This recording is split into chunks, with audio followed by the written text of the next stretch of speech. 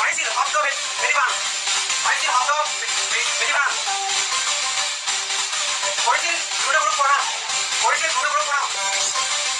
কৰিছিল গুৰুদেৱক প্ৰণাম এয়া আছিল অপৰাধ একলব্যৰ কেনেকৈ পাগল হ'ল ধনবিদ্যাই কেনেকৈ পাগল হ'ল ধনবিদ্যাই একলব্যৰ বুঢ়া কৰি কাটি দিছিল গুৰু দক্ষিণা হিচাপে একলব্যই কাট স্পীকাৰ পিছত ফিজ